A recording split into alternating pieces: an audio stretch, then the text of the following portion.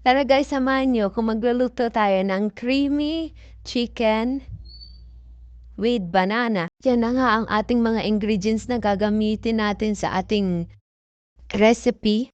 Meron tayo dyan saba, cream, manok, and bawang sibuyas, at luya. Ayan na nga, nagpainit na ako ng pan para magsisimula na tayong prito ng chicken. Yan, isa-isa ko ang nilagay ang ating chicken at ating lulutuin yung ating chicken. Piprituin natin ng konti bago natin igisa ang ating mga ingredients. At yan na nga guys, pagkatapos natin yung igisa at ating lulutuin ng konti at babalik ta rin. At pagka okay na ang kanyang kulay, medyo naluto na ng konti, atin set aside at tayo maggigisa na ng ating bawang. Mekos-mekos lang natin at isunod na natin ang ating sibuyas. Mekos-mekos ulit natin ang ating bawang at sibuyas hanggang sa maluto. At ilalagay na natin ang ating luya. Pagpasensyahan nyo na guys ang aking boses, medyo nabubulol. Hindi kasi ako sanay mag-voice over.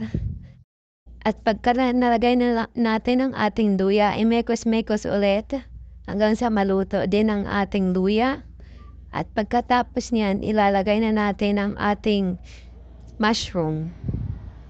At imemekos-mekos natin ulit ang ating mga ingredients.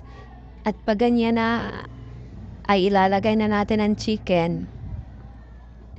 At pagkatapos niyan, ating imemekos-mekos ulit hanggang sa mag-combine ang ating mga ingredients. At maglalagay na tayo ng ating paminta, basil leaf, at ng paprika. Depende sa inyo guys kung anong gusto nyong ilagay sa inyong niluluto. Sa akin kasi yan ang available sa akin. At gustong-gusto siya na aking bossing. At ilalagay na natin ang ating saba. Option na lang saba guys, pero gusto kasi siya ng anak ko kaya naglagay din ako ng saba.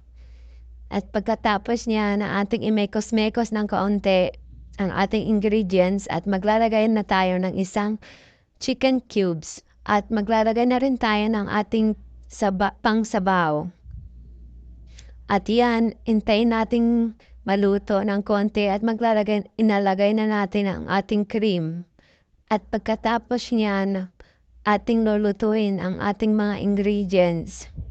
Mekos-mekos ulit hanggang sa mag-combine at lalasahan nyo pala guys ang mga niluluto ninyo. At nakadepende din sa inyo. Kayo na lang mag-adjust ng lasa niyan. Ako kasi hindi na ako naglagay ng asin kasi nung una pa lang yung chicken binabad ko na sa asin kaya medyo maalat na siya, dinamihan ko na siya. At ayan na nga guys ang ating finished product. At kung nagustuhan niyo nga ang video na to, huwag niyo kalimutan mag-follow. Thank you sa panonood. God bless you.